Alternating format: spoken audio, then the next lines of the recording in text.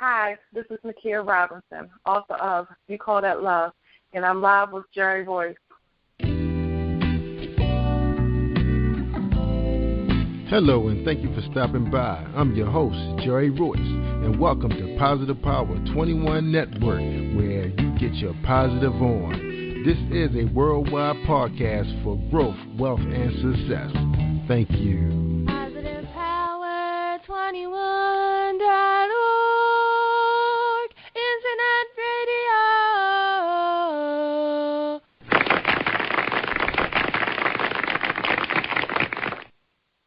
Thank you, everybody, for joining us, and welcome to Jerry Royce Live on Positive Power 21.org. I am the voice of Jerry Royce, and when it's all positive, it's all power. That's Positive Power 21. And today's sponsor on my show is Purple Rose Holistic Health at www.purpleroseholistic.health.com. So if you're interested in learning about proper nutrition and lifestyle changes with your diet and how to juice, call Valerie Moore, and you can find her number at purpleroseholistic.health.com. And also, we have The Chronicles of David Hanger available on Amazon.com. And the author of that publication is Firemouth, and you can find her at Facebook page Firemouth. Facebook.com/Firemouth. All right. And she also got a club out there, and they have lots of fun every day talking about their books. Also, we'd like to say thank you to Lori Williams, our beautiful songbird out of Washington, D.C. We've been pushing CDs on our Positive Power. So, the connection to Amazon to make your purchase is all safe, so check her out. Again, that's Lori Williams, the jazz songstress out of Washington, D.C. Okay. All right, ladies and gentlemen, tonight on the show we have the author of Love Me Right. It's a series. They say you call that book Love Book 2 or 3. I think she got 2 or 3, but we'll find out when she come on here. But the author we have on our show tonight is NAKIA Robinson. Let me read her bio. All right, here we go. About the author. NAKIA Robinson is a Maryland native who has always had a passion for writing. She has been employed in the health insurance industry for over 10 years with a demanding job. To alleviate some of the stress, NAKIA let her creative side take over, and she wrote her first novel, You Call That Love. Soon after, her company, Write About It Publications, was created. Love Me Right is a sequel to You Call That Love. NAKIA resides in Maryland with her husband and 3 children. Oh, wow, she got a husband and 3 children and a stressful job. We got to talk to NAKIA. NAKIA, welcome to the show. How you doing tonight? Hello, hi, Jerry. Thank you so much for having me. I appreciate the opportunity. You're welcome, and we're so happy to have you. And you told me you was from Baltimore, because I just knew you was going to tell me you was from down south. It's like everybody come on my shows is from down south. But we're so glad to have you. Even though Maryland is considered to be southern, it's good to have some. Yeah, definitely is. Yeah. So we on the borderline. Yep. So I said we sound country too. That's okay. Yeah. All right. Now, we're going to get into your books in a little while, but right now we want you to share some things about your life that your fans want to know. They want to know some juicy stuff. So what's going on with you other than having a stressful job, 3 kids, and a husband? What else going on? What else is, let's see, what isn't going on? I know the kids are very demanding, so I don't really have life right now. It's just like between writing and kids. For my free time, I guess I love music, and comedy. So if I'm not doing writing, I'm usually at a comedy show or something involving music. I'm also known as a mixologist. So I'm always mixing something together. Have a drink. I had to share this one drink I concocted. It has 7 different alcohols, but it tastes just like Kool-Aid. And I call it the B-More. The B-More. Oh, wow. You said it got 7 different liquors in it? Yes, but it's smooth. It tastes just like fruit juice. Wow. So who makes that? Who makes that drink? I do. I'm a mixologist. Every time we have a party, it's like I'm always concocting something. So it's like you're going to get something different. Oh, so you have certification as a bartender? No, but I don't have certification, but I should have. I think that's going to be my next venture. All right. in the very near future. Yeah, because who knows what you brewing back there? You start mixing stuff up, it becomes something else other than a drink. 7 different liquors. Wow. Yeah. Get out of here. All right. And it tastes like Kool-Aid. All right. I guess after you had that first sip, after you had that first sip, it started tasting like Kool-Aid. From the first to the last. First to the last. Okay, I hear you. You might have to put that on the market and bottle that bad boy. Right? Yeah, that's my next venture. It's a hobby right now. My passion right now is more so to writing, but I'll definitely be working on that spring bird thing. All right. Now you said your children are very demanding. And what are the ages of your children? I have a 15-year-old daughter, so girls and the teenagers with the phones and everything. She's in high school, so that's an adventure. Yeah, tell me about it. I got one of them. A 13-year-old. Yeah, the girls was like, whoa, what happened? It's like they hit high school. It's like, who is this child? They got to go. Where did she come from? How many you do the countdown? I also have an 11-year-old daughter. She's just transitioning to middle school, so right now she's cool.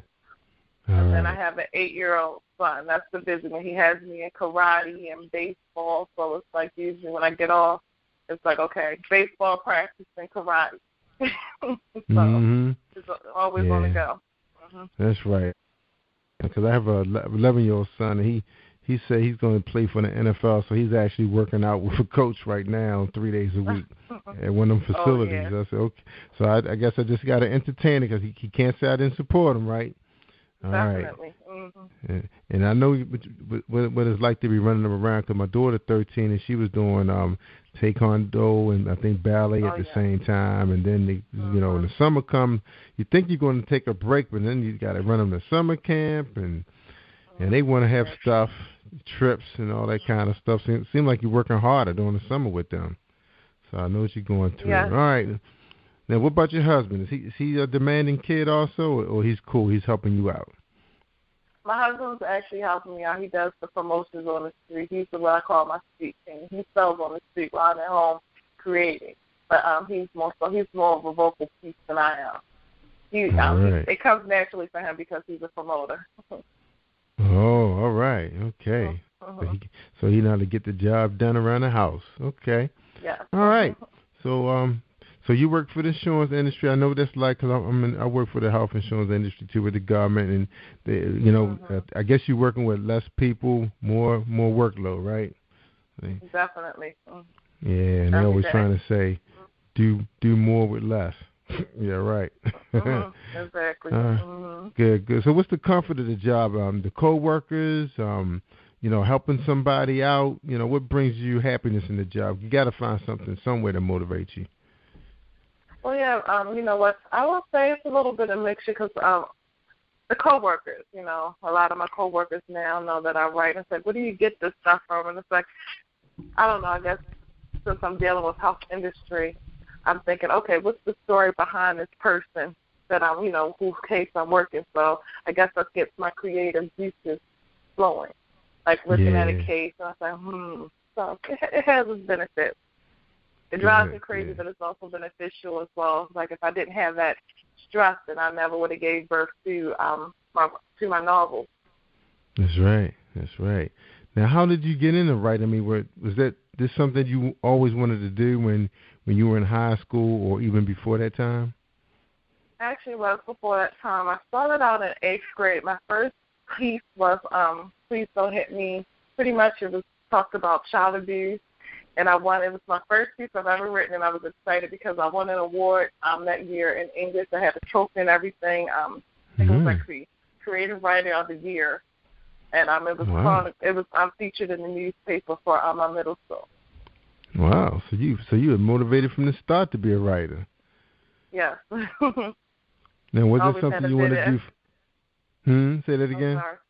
No, I was saying I've always had a vivid imagination. As my mother said, I had my imaginary friend the longest. you had the friend the longest. That's funny. Yes. I know you still see some of those movies like that. This kind of kids, oh, that was me, maybe little buddy. Exactly. Now, because they wouldn't let you have a dog. That's why. All right. Exactly. Okay, so you started out pretty young as a writer.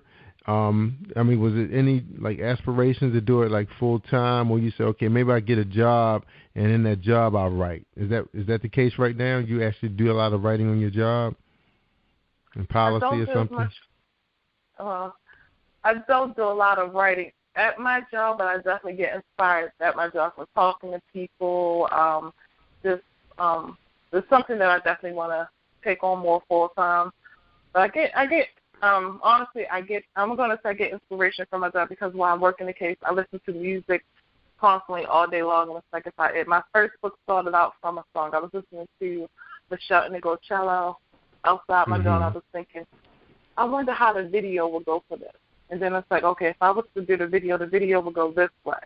And then I started thinking, okay, well, what's the story? And it just, start giving birth to all new ideas. Wow. So it's like, you never know what I'm going to start listening. When I'm listening to music, I'll go from Michelle Indigo Cellos, and I might have some Coldplay, some Sade. So it's like I'm very versatile. Okay, so you like some Coldplay. I hear you. All right. So music is your inspiration. Now, when you write, I mean, are you really separating yourself from the characters, or, it's like, oh, I wouldn't mind being like this character, so this is the way I'm a writer? It's a little bit of that, yeah, because it's like one character I have Landon. It's like, what do you give her? It's like, you hate her, but it's like, that's the character that does the things that, okay, I wish I could do. So what genre are you writing under? I guess you can classify me. I'm erotic, romance, but I have a lot of comedy sprinkled throughout. Okay. So you have anything you can read for us tonight? Oh, gosh, anything I can read for you? You really put me on the spot. Well, we're going to talk while you're trying to find something that we can play, later on that, we can both be proud of. Because they've been getting me lately. They said, no, Jerry, you sure now? It's kind of graphic. I said, all right, girl, let me see. I can mix it up later. And then it turned out that, I have erotic. I can give you something mild like a C, or I can give you a quick paragraph. It's like, if you want erotic, I have a paragraph. What would you like? You want the erotic or you want the mild? Yeah, I guess you give us mild, something that's working up to the scene, since it's a love story, right? All your stories? Yes. Okay, yeah, you can work us up to it. Now, while you're looking, we still can talk and everything. All right. Now, so how's your husband supporting your business? I mean, you say he's very helpful around the house. So is it because when do you find your time to write? What kind of mood do you have to be in that you can create a book? Where are you at that time? Honestly, it's anywhere, but I think I get most of my writing done at night when it's dark.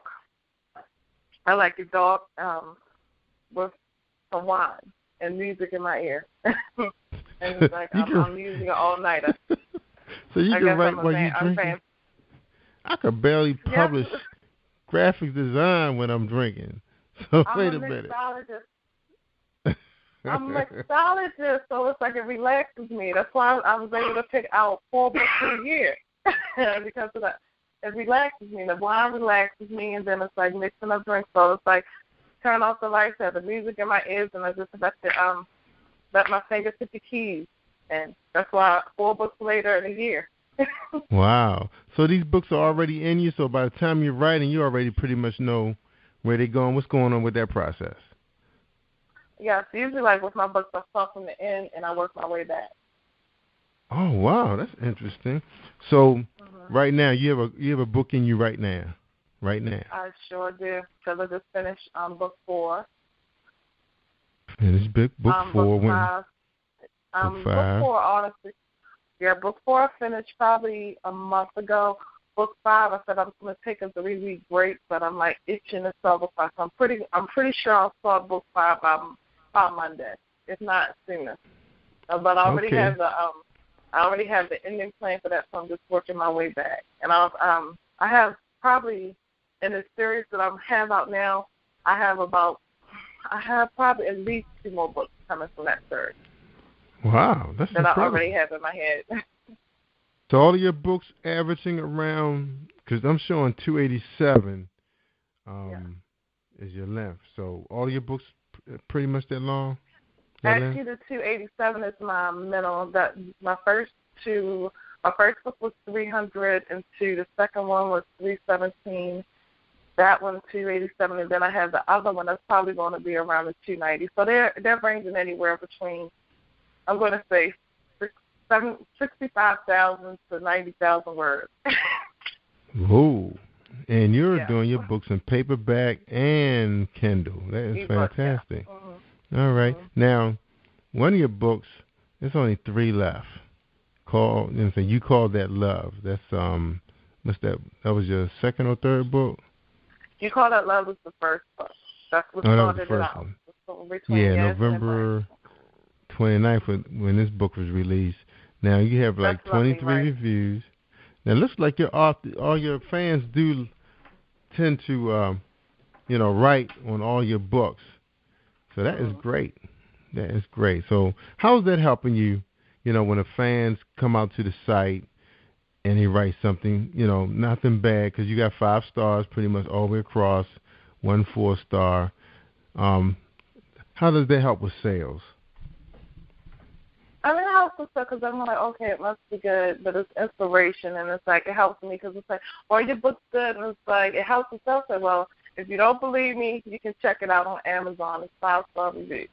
I don't make it up. I can't write it myself. So it definitely does help with sales, and I appreciate each and every one of my readers. They're my inspiration.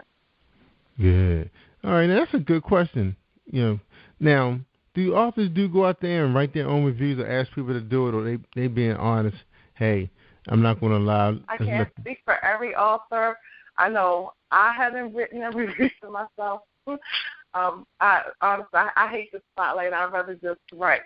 I haven't written a review, if anyone, usually the way I deal with anyone that reads my book, my personal practice is I like to stay in contact with my readers. So anyone that I come in contact with that I sell a book to, I get their email address, and I email them within 48 hours. I'm going to say, thank you for this purchase. Please let me know what you think, and I'll make a note saying, let me know, leave a review on Amazon or contact me directly. So I like to be in touch with my readers from time to time. I'll call them up and say thank you. That's good customer service. Appreciate it. Mm-hmm. That is great. That's how you got to work. Nowadays, because it's a lot of competition. Now, what separates you from some of the people that's out there? I mean, one, your books are pretty long. Seem like they do like you. What separates you from the rest of the people out there, the authors, that you're hoping? I think the thing that gives me an edge is that I'm able to produce quality books in such a short period of time. A lot of times, a lot of the readers approach me and say, do I have to wait a year for the sequel? I hate waiting a year for the sequel. And as a reader, I mean, that frustrated me. And I don't want to compromise my quality, so I make sure, when I'm writing a book, I dig deep within, and I try to get the book out within 3 months. Like I said earlier, I have 4 books in 1 year. So I think that's another thing that readers appreciate. And then my on-hands approach that, they can contact me at any time. Okay. And it's like once they pick up the book, it's like they keep on asking, is this real? Where's this character? Yeah, they want to know. So what's the deal? You got to be pulling something from real life. What's the deal there? Honestly, it's music. It's like something, some people, like I might take a characteristic from a particular person, but none of my characters are weird. I think a lot of people have a hard time. Like you said before, one of the main characters, Braxton, he drives this black 745 BMW. Yeah. I had so many people approach me, ask me, where is Braxton? Or they'll say, it was a black BMW beside me, and I wanted to know if it was Braxton inside. And it's like that, that really meant a lot to me. It's like I had a couple people, and it's like, unfortunately, one of my biggest supporters was my supervisor. And she said, I saw Braxton. And then I'm like, huh? And I'm like, I forget myself. Oh, you're talking about Braxton from the book. And they're like, yeah, people are something else, aren't they? And that's what you're servicing. You're servicing people who need to escape from the real world. So that's why reality TV is so popular, because you get to, watch these people go through whatever they're going through, and it kind of make you forget about what you're going through. And now they're out there looking for Braxton because they think you created him from the streets of Baltimore. That's funny. That's funny. All right, let's talk about your publishing company a little bit. Before we get in the book, we still got a couple minutes. You called that Love soon after your company. So your company is called Write About It Publications? Yeah. And you didn't choose the word right like you write. It's like right, like a right turn. Why? What made you decide on that? Tell us a little bit about how you chose your name. Write About It Publications, because it's like, I guess my motto says, you don't just write, W-R-I-T-E, do it right. When I say do it right, I mean I write a story. My stories, I don't tell the story. I say I bring the story to life. You visualize the story. You feel the story. You go through every emotion that the characters are going through when you're reading the book. 1 minute you're laughing, 1 minute you're crying, and since you never know, that's why I said we're doing it the right way. It's more than more than a novel, it's more than a book.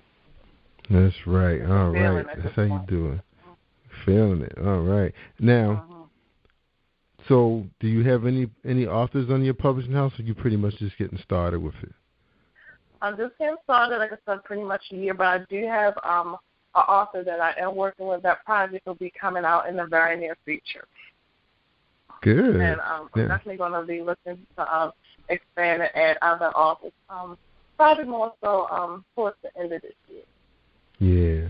Now, what are you offering an author when they sign under your logo, under your brand? Well, right now it's like not only you don't necessarily have, because I understand, because it was a long struggle becoming published. I also provide a platform for inspiring authors to help them, also turn their dream into a reality, and I can assist them with getting published themselves. Like, for example, I did a book event in November of 2013, and I met a young lady. She's like, I've been trying to get my book published for 5 years, and I keep on running across these people that won't help me. And at the time, I was not able to publish her myself. But what I did was, I gave her, shared with her some knowledge, and pretty much I'm proud to say I met her in November. March 2013, she published her first book after 5 years. So that's one of the services that I provide. I help other authors, aspiring authors, become a published author like myself. Good. So she ended up self-publishing, the young lady? Okay. Yeah. So how was her product?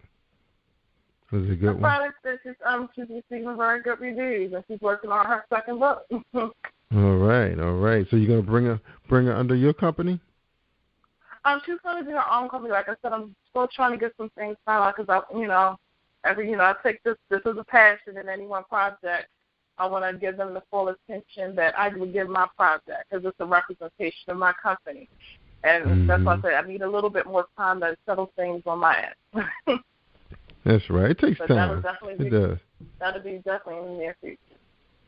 Now, do you have a team, like a group, like a team of editors, proofreaders, artists, desktop publishers? We have a team together that proofreads, edit, do the graphic design. So I'm very fortunate. Good, because sometimes those companies, like those health insurance companies, you find some of the rawest talent in those places. Yeah. Because I find everybody where I'm at, I'm just so blown away about these people's talent, and it's like, wow, you just a technician and you could do all of this stuff? And he's like, yeah. And you understand, the way the economy is so unpredictable. Like, for example, how well did your company do during the, when the meltdown with the housing industry and the car industry? Were you guys still, holding tight? Well, I'm fairly new, so I haven't really been impacted by the industry yet, because my company is, it's been established for only a year. Oh, okay.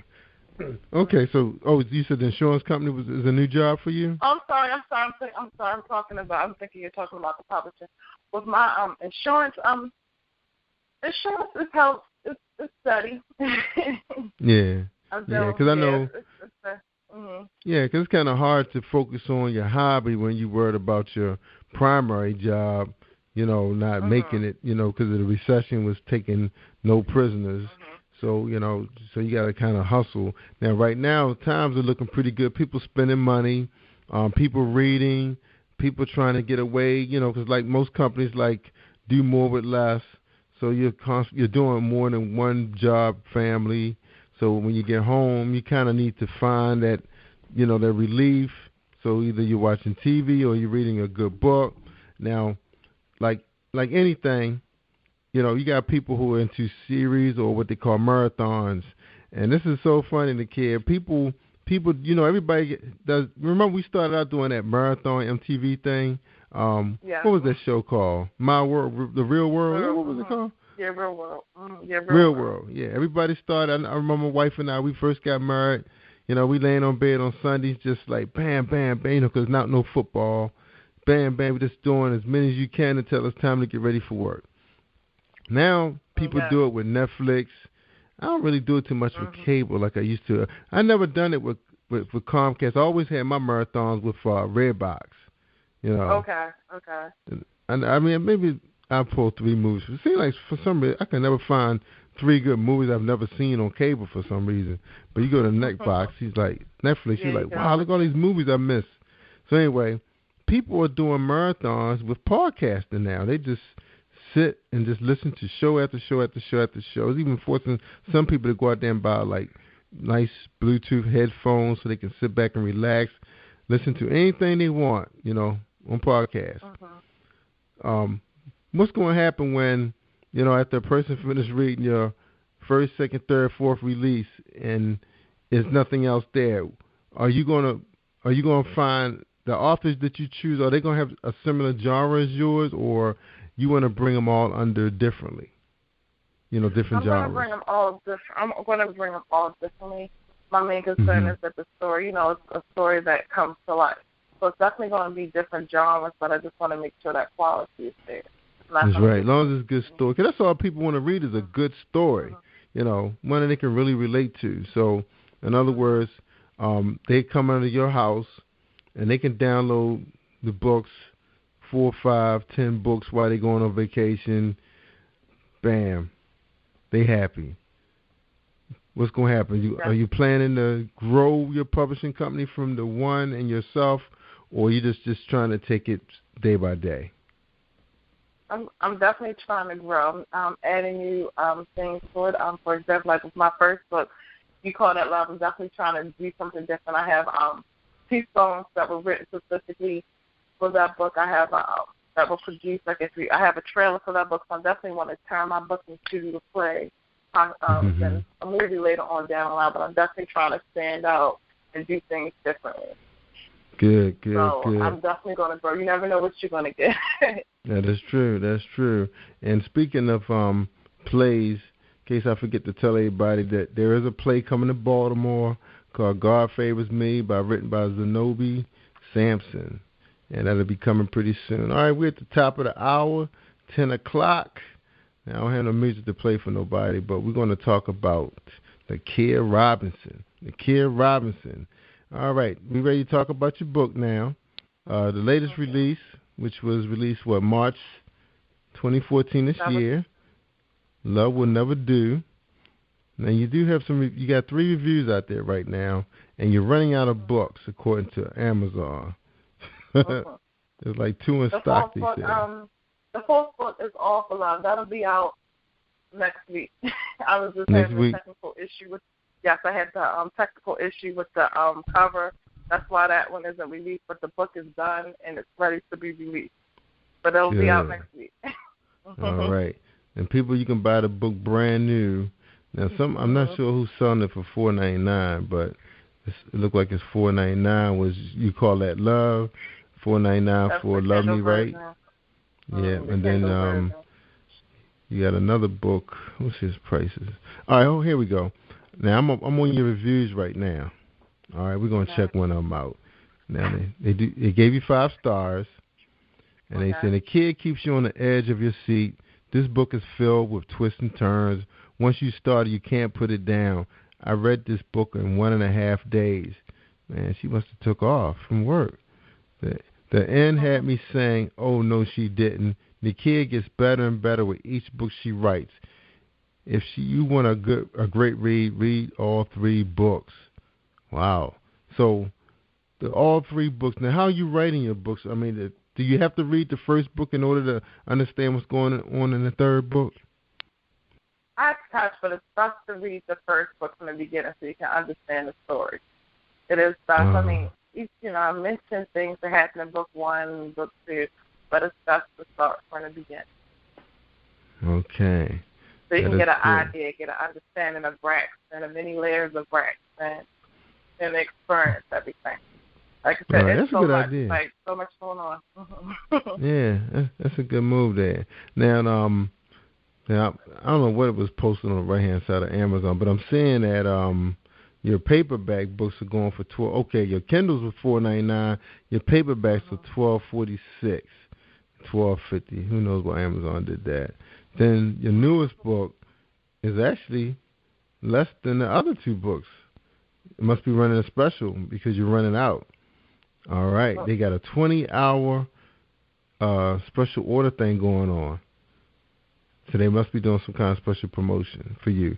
Now, they can get your paperback book, which is normally $14.95 for $12.19 right now. Of course, this is a replay that you're listening to, and that means who knows where Amazon is going to be doing at that time. But if you're listening live, you got a chance now to save a couple of dollars to get it for $12.19. All right? Now, got a whole bunch of reviews for You Call It Love. See what these people got to say about you. And most of them have similar statements to say. Great book. Love how well the characters were built. All right, Braxton. Where you get Braxton from? Tell us about Braxton. Everybody want to know at the job, where is Braxton? Where did you develop him at? Where you come from? You would just imagine, sometimes you see the perfect guy like, oh, he's sexy, he's everything I want, but he's not perfect. He has many layers to him. For example, he's used to being a playboy, but when he meets Jasmine, things change. And he's adjusted to that, and he has like a temper and a jealousy streak. And it drives people crazy, but at the same time, women love him. They can't get enough of him. Can't get enough. That's right. He the man with that the Black 7 Series, you said? Yes, Black 7 Series. That's right. He got a convertible in there? That's right. This is something, but the new book, he does have a convertible. Yeah, so he must got a 6 Series. Yeah, it's like he's tall, caramel, just sexy, and everyone wants. Right, so he got the top down. All right. So Braxton's a playboy. He's a playboy. It's like he's an executive during the day, but at night he's just like that. It's just like he has a different swag to him. So it's like he has many layers. So can you find some of your husband in his personality since you're around him so much? Or some guy at the job, they got a little Braxton in them? Yeah, some people have come across some guys. It's like they're cool. The next minute they're snapping. So yeah, I guess different guys I've come across. Like from my brother. Your brother. Mm-hmm. Now Braxton, you said Braxton's kind of cocky, right? Yeah, he is. A lot of confidence. He makes a lot of money. Yeah. Got his own home. Got that swag going on, right? Mm-hmm. Like Baltimore swag. Yeah. So the girls find him charming. But can they really handle his personality type? I mean, how long do most of them stick around? You got 4 books. Normally, he's been around. It's like a lot of people because some things happened and they thought Braxton was down for the count. A lot of females were upset. They told me emailed me, told me they were crying for Braxton. Oh my goodness. But you must be a serious writer. I mean, he did say right here that you're a talented young writer. Wow. Woo. You got people crying over a made-up character. Get out of here. Yeah. Power the pen. Power the pen. Yes, definitely. Because I had to feel it. I don't want to tell you. I want you to feel the story. That's right. So he's in all 4 books, Braxton. Yeah. So why you didn't name the books Braxton? And then the third book, I tried to sway away from Braxton. The third book, honestly, he's mentioned in there, the third book chronicles, some stuff from Landon, and you have a little bit of Braxton, and everyone said, okay, I need Braxton back. I need Braxton, yes, and I like Landon, I like the story, but I need Braxton, so that's why I came back with the 4th book, and I had to bring Braxton and Yasmin back. So you let the So that means you let the fans tell you how to write? It wasn't just for, they were going to come back anyway, but it's like it just really made me go hard. Like this book was, all I can say is it's going to be a tearjerker. It's going to be an emotional roller coaster, but they didn't dictate. It was going to eventually come back from, but it just made me go, I guess, go harder with the book, with the story. Oh, man.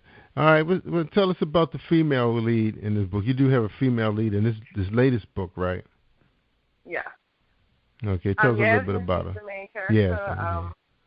Yes, many people admire her for her beauty. She has these hazel green eyes that everyone admires. And for her eyes are unfortunately a reminder of pain. They've always been a source of pain because her parents have always rejected her. She never understood why.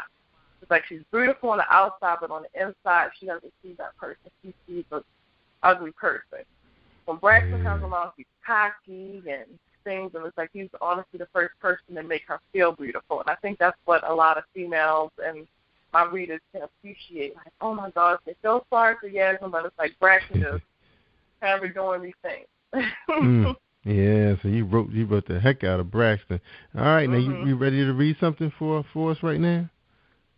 Okay, I'll do something now. Okay. All right, we're Let's ready. See. I think this comes from the second chapter.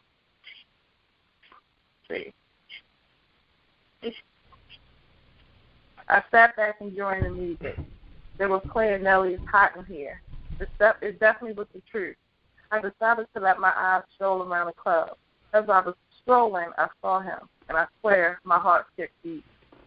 He didn't have a name right now, but my mission was to find out. I've seen him a couple of times at Starbucks, always too scared to approach him. I stayed in the background. Besides, he's always looked like he's in a rush or he was on the cell phone running out the door. Either way, he took my breath away then. He definitely is now. I don't think he ever noticed me. Tonight was going to be different. I took an opportunity to really check him out. He stood 6'4", with smooth caramel skin complexion. He had a muscular build of an NBA player. His straight black hair was cut in a Caesar, and he had the sexiest goatee to match. His eyes were the most beautiful shade of gray. His brown slacks and button-down cream shirt complemented his complexion. I wanted him. Just looking at him gave me chills. I could feel my panties getting wet.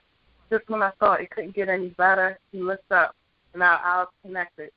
I felt the instant surge of sexual energy, and it kept increasing. I had to have him. No substitute would do. My dream was becoming a reality tonight. Braxton, the man. So he's like he was teasing the heck out of her. Yeah. So your book is pretty graphic, like the sexual scenes? Some of them are, yeah.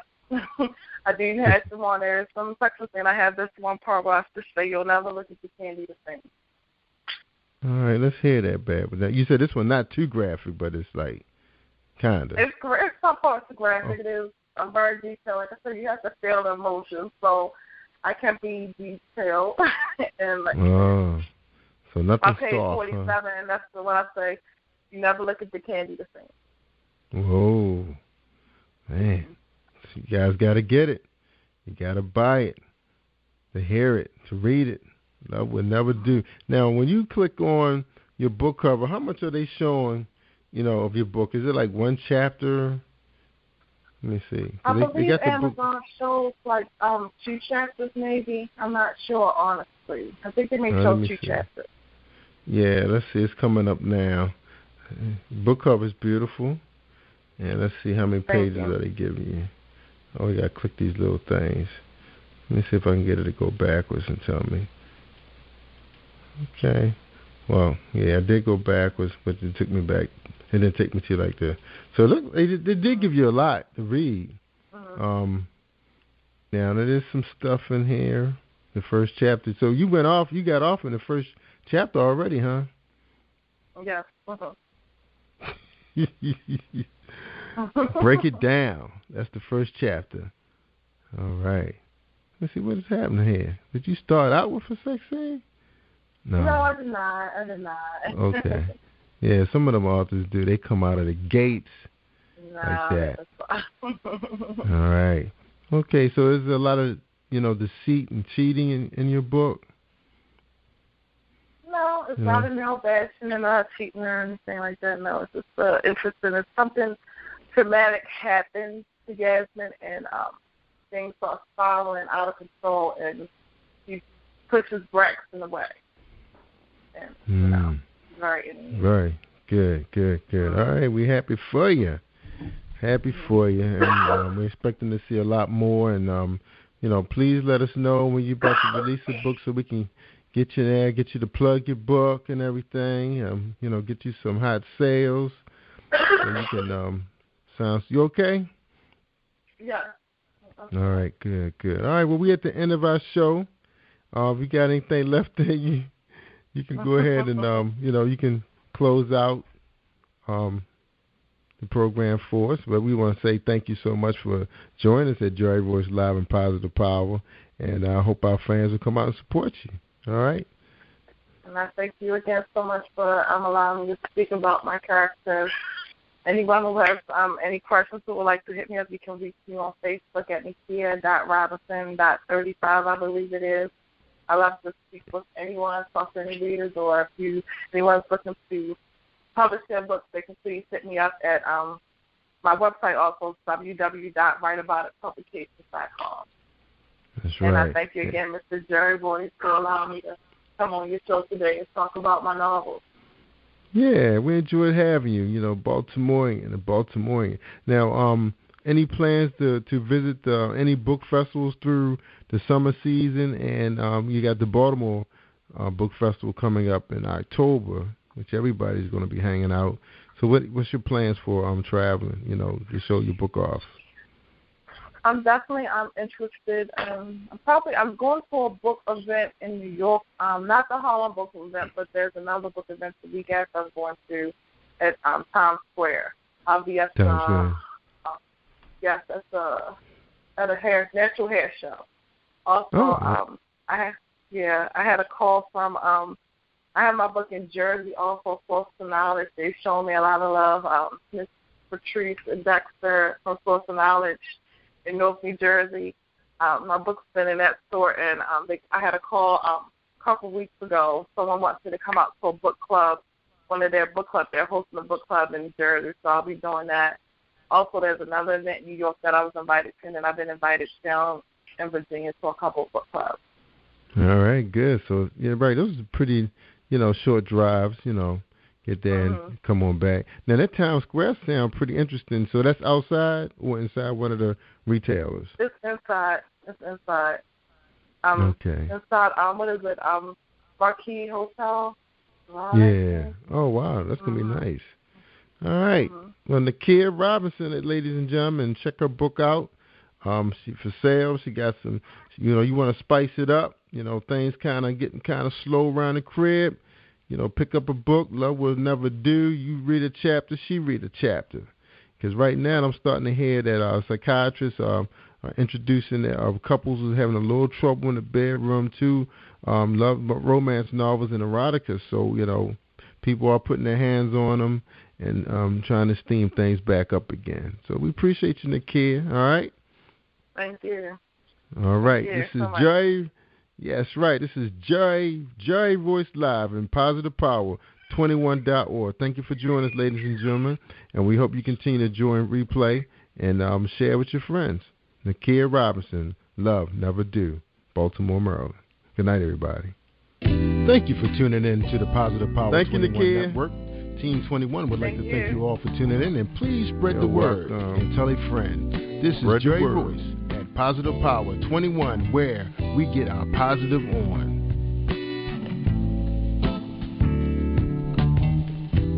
Positive Power 21.org, Internet Radio.